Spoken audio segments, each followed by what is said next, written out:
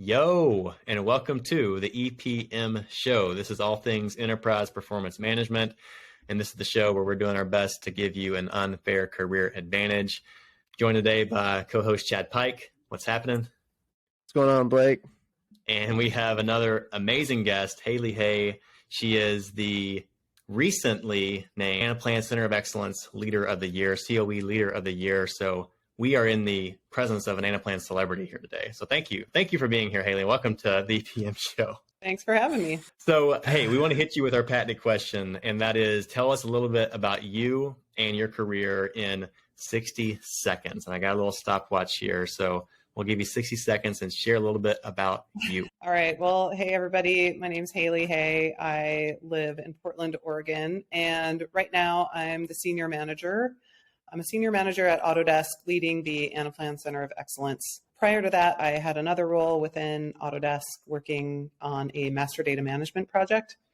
And even before that, I was in the software development agency, and I've worked in energy efficiency industry. And I started my career way back when as an entrepreneur. So I've kind of done everything from owning my own company to working at a small agency to working in the government sector, and now here in the tech industry at Autodesk. But on the fun side, I like to ride bikes. I ride road bikes, mountain bikes, cyclocross bikes. I lift weights. I'm obsessed with Orange Theory. I don't know if anybody knows what that is.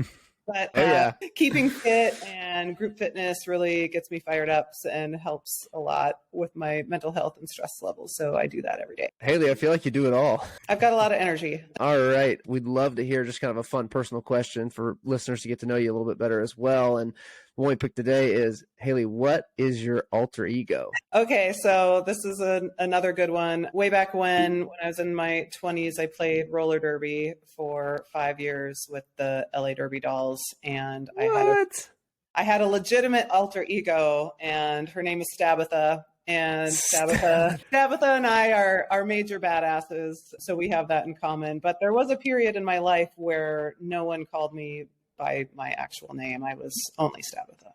Only Stabitha. Oh, that's rich. We should have chosen a better question. I am so glad that was no one else has an And actual... for everyone who's listening, that was not planned. Yeah, go ahead and or your local roller derby league, and you can see what that's all about. Have you gotten back into the rink?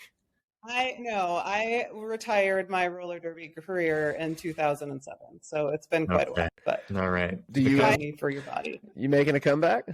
No plans for hard pass. Yeah.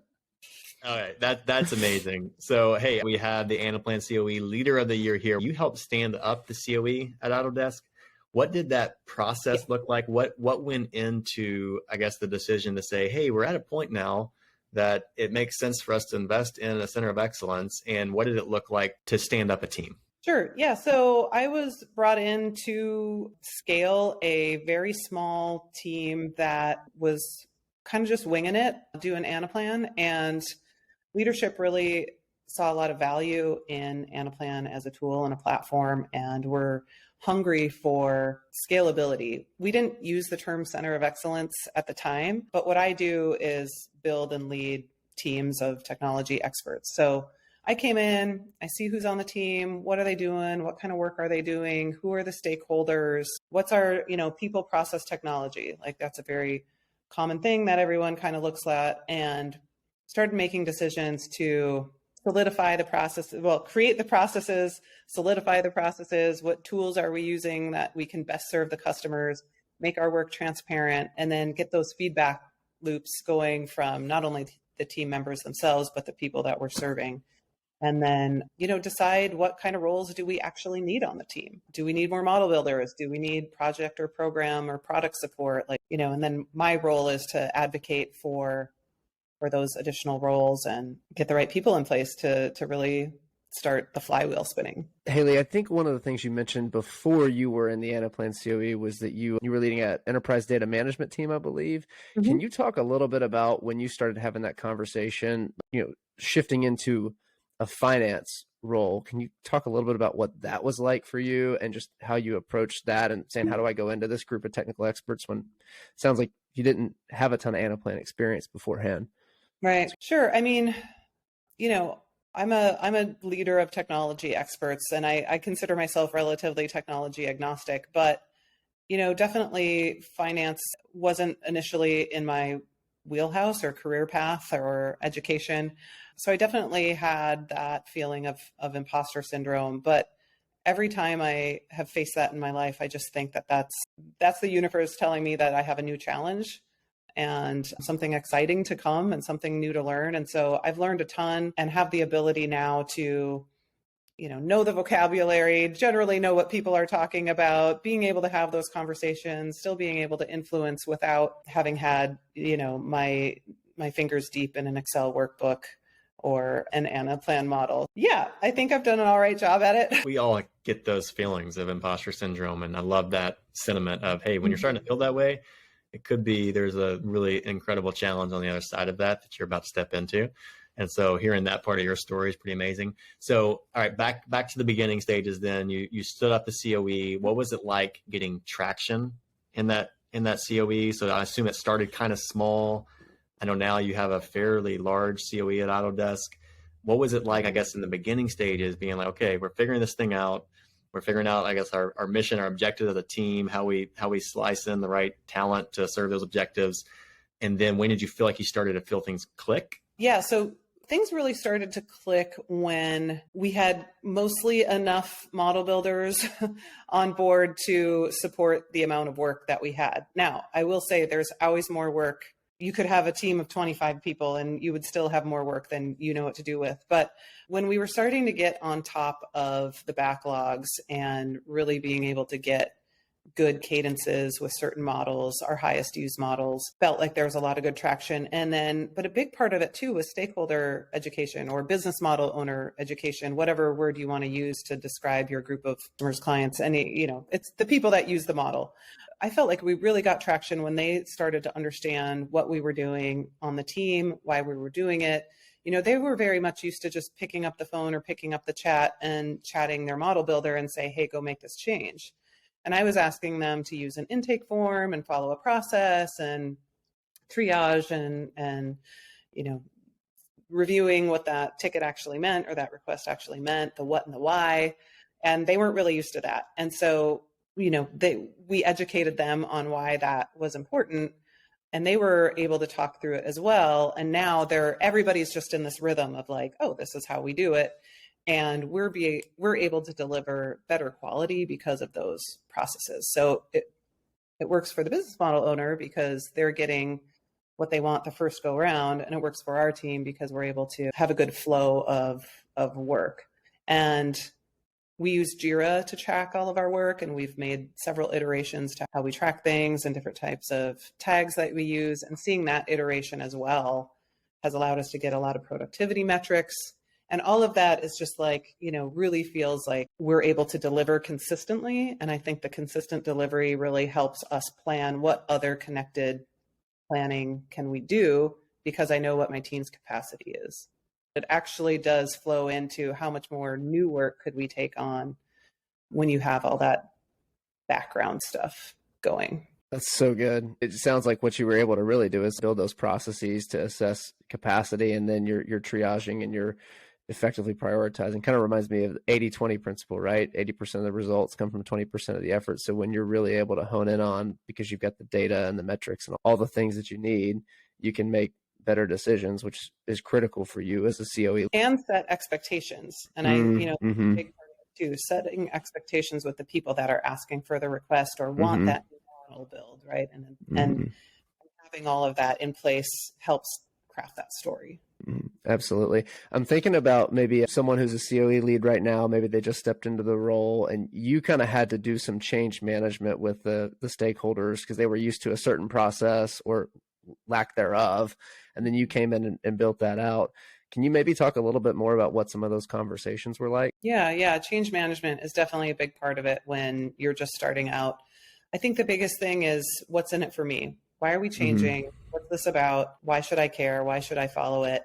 And have effective communication strategies where, it's one-on-one communication with an important stakeholder, and then communicating to the broader group or the broader org or team that person works in.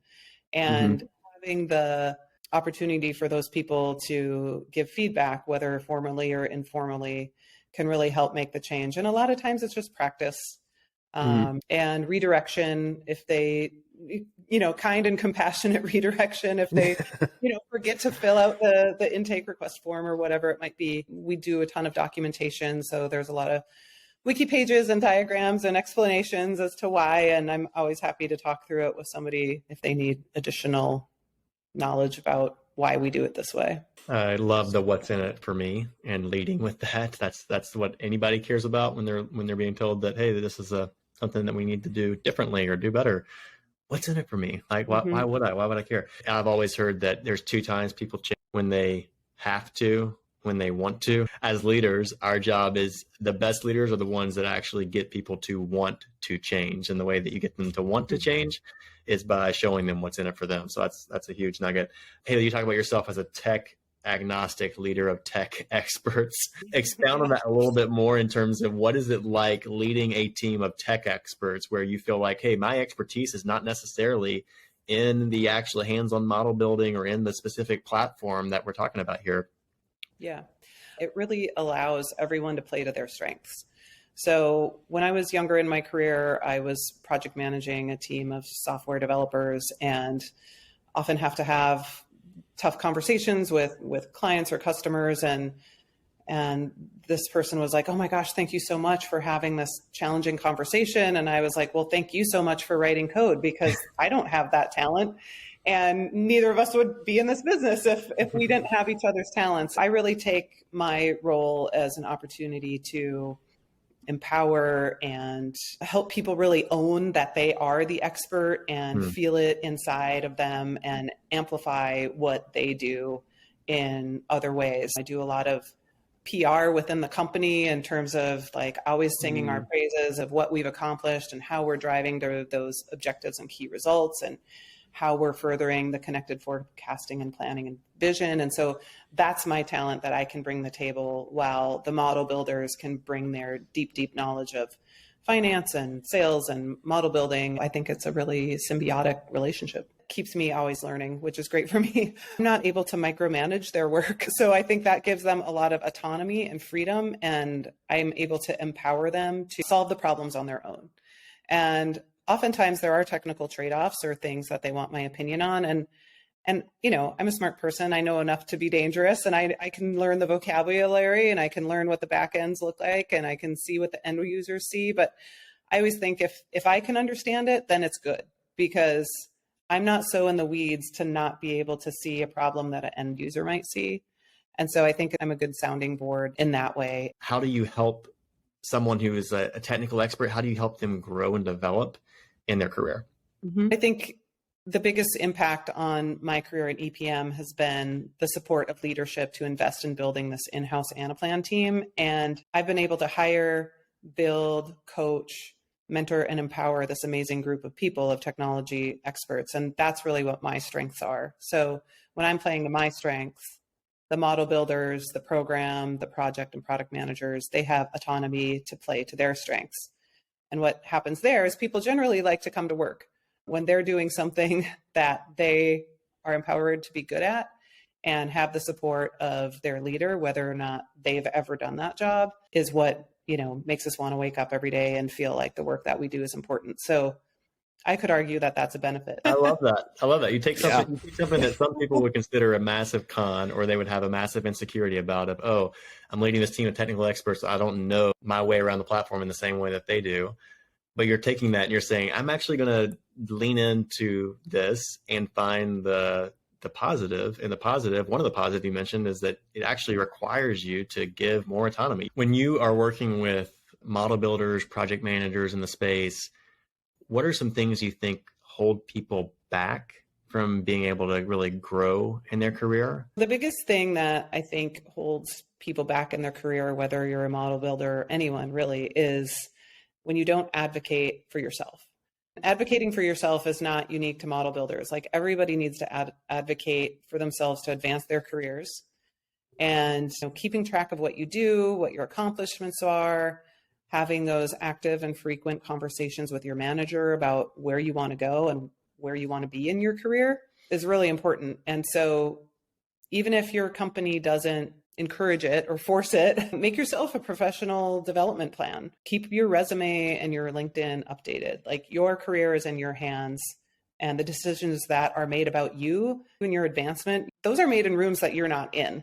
And so you need to make your goals known and back them up with consistent delivery, and, make it easy for people to see your accomplishments. And, when people's careers are not progressing, I always inquire on what they're doing to progress it, and then start a mentoring conversation from there. Boom. There's some gold in that. So honestly, and what I'm hearing there is just taking ownership for your career. Chris Ortega would love this, because he's all about be the CEO of your career. That's what I hear you saying, Hayli, is like, number one, you have to recognize the value that you bring. And once you recognize that value, it's making sure that it's recognized by others in the organization, specifically leadership that are making a lot of these decisions in the rooms that maybe you're not in. And I think that's just brilliant advice, is it's knowing it, but then it's being intentional about, okay, how do I advocate for myself? How do I make sure that others see the value that I'm bringing? That's a great piece of advice. Chad, do you have any closing remarks or questions? I just feel honored. This is great. Some great insights here from the Anaplan COE Lead of the Year for a reason. I'm just like, yeah, it makes sense to me. I will ask you, I'm going to get you out on this question, Hayli, and that is, tell us about you. What's next for you in terms of like what kind of career aspirations, or do you have any BHAGs, big, hairy, audacious goals that you're going after, either personal or career-wise? Yeah, I mean, I've already achieved COE the Lead of the Year, so I honestly, this could be the top. But there you go. I really get a lot of joy and intrinsic value building and leading teams. Could be Anaplan, could be any other, technology, but I've done that 5 or 6 times now throughout my career. And I would like to start, building departments. I want to build teams of teams. And so that would be like my next, probably somewhat achievable step to get that opportunity. I love sharing best practices. I love advocating leadership to invest in talent and training and investing in the EPM experts.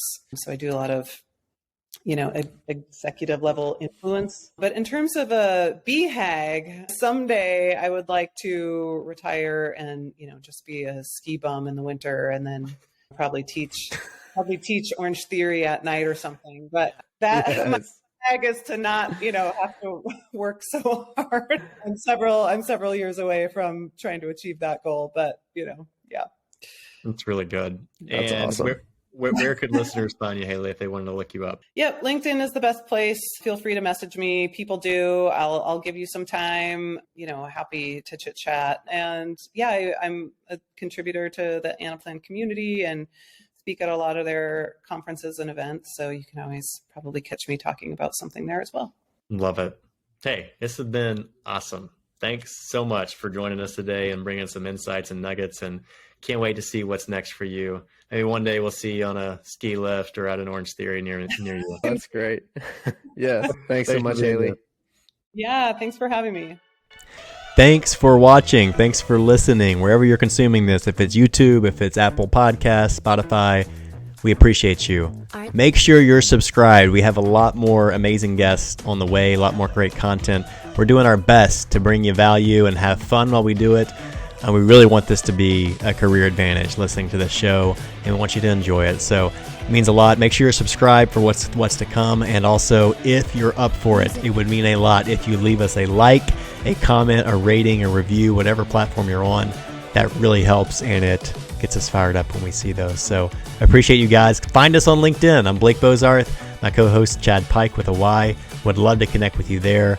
Have an awesome day. See you next time. Peace.